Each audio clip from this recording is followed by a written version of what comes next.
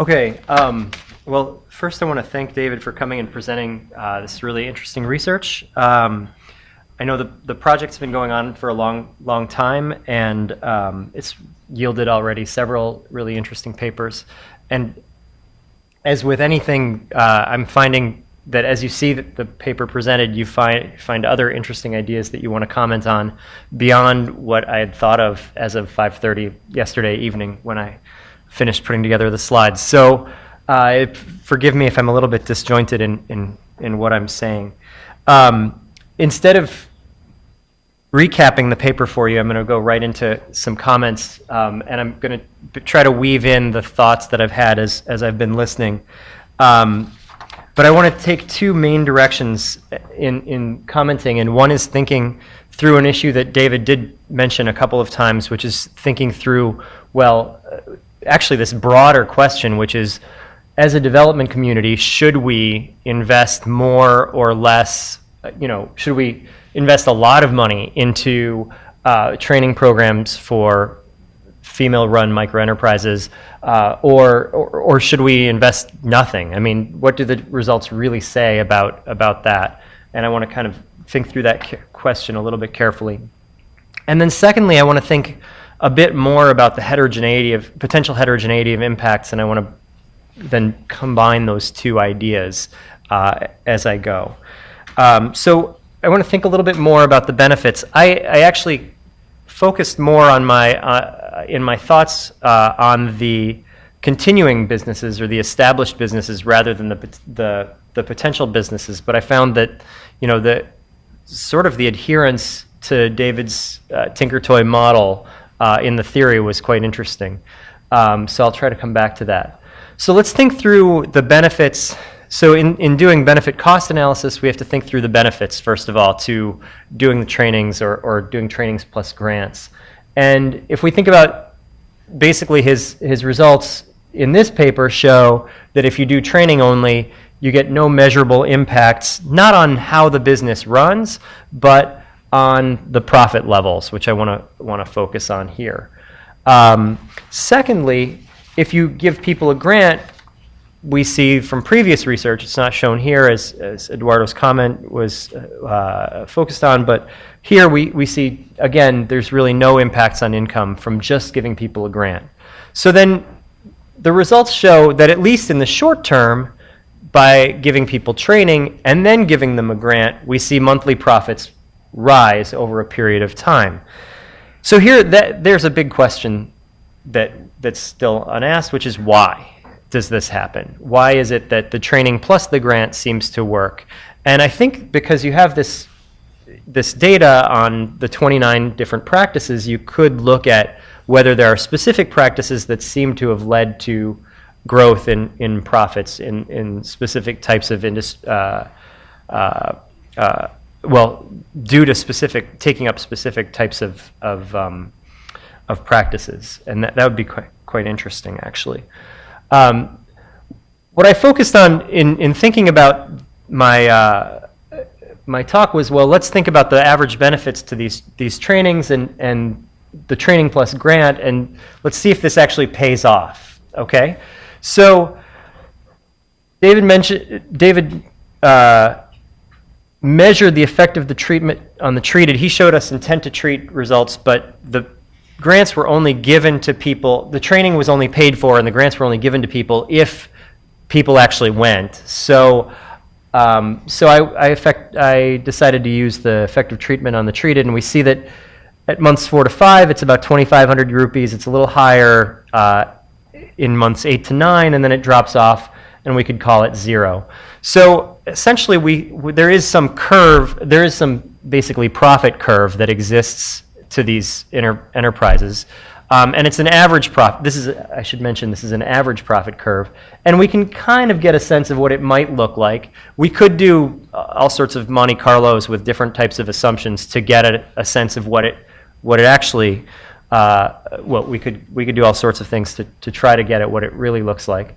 What I did is I did basically a back of the envelope calculation, making some very heroic assumptions yesterday, which is, let's assume that these guys are making about 2,500 rupees extra for about 12 months, okay? And then the profits go off to zero. The relative profits go off to zero relative to the control group after that.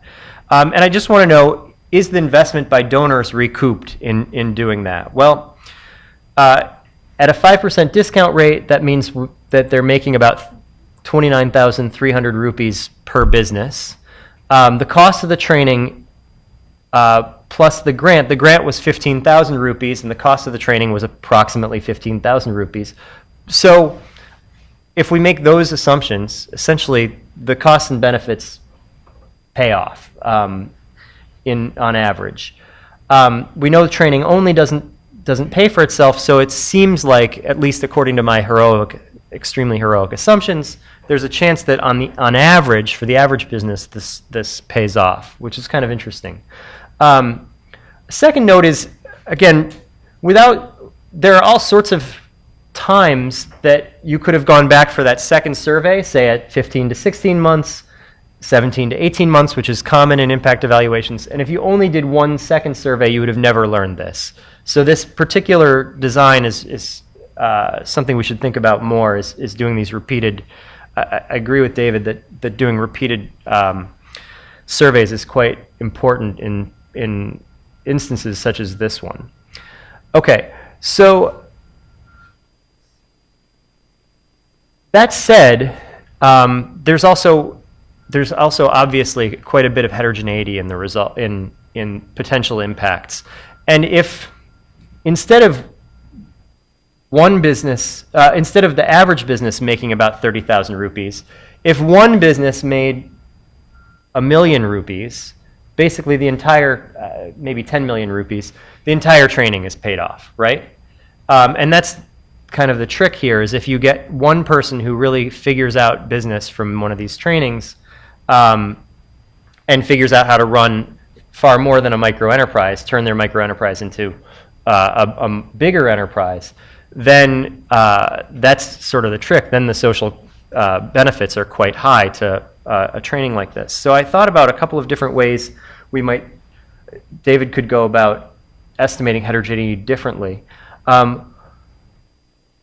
So by making, and you can make some further assumptions. Here I don't mean assumptions like the Monte Carlo assumptions I just described, but I mean econometric assumptions. So here I want to be a little bit technical. So there is, amongst the potential owners, heterogeneity by Raven score, Digispan recall, or household wealth. I'd encourage you to think about looking at impacts on profits amongst continuing owners, both by the types of business practices they might have taken up, but also potentially by whether the business has any capital at all to begin with. I found myself thinking about, these businesses are extremely heterogeneous.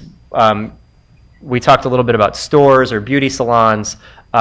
Some are just vegetable sellers, and what you really need in some cases is just working capital, not so much a capital stock like a sewing machine or a refrigerator. Some businesses do need that capital stock, and I think a very crude way to break up these businesses would be whether there is any capital stock at all at baseline, and you can see if these trainings work better for one type or another as that. I could also see that some businesses may spend quite a bit less time working at or on a business, and I don't know what that distribution looks like in this sample, but it might be interesting to see, where people are spending 40 hours a week versus 20, lower in your distribution. By firm age and potentially by manufacturing or retail would be another way to think about the heterogeneity. Okay, an alternative way to measure the heterogeneity impacts is to make a stronger assumption, which is discussed in Jabari and Smith, about the distribution of impacts. Now, what I mean by the stronger assumption is that you have to essentially assume that the distribution of control variables is similar at different in different quantiles of your or quartiles of your treatment and control distributions. So what I would suggests is doing quantile regressions at the 25th, 50th, 75th percentiles of your distribution. I'm using 20. You don't have the biggest sample in the world in this case, so I wouldn't go farther than that into the tails. But by doing that, you could see if the results are heterogeneous by. Making that stronger assumption allows you to see if you have interesting impacts that vary across the distribution of businesses. Okay, so then that would help you understand what the benefit profile looks like, and that would help you potentially sell this type of intervention as a development intervention, and or nix it as a development intervention. And I think that's kind of where I was coming from. I think I'm going to leave it at that and open up the floor for questions.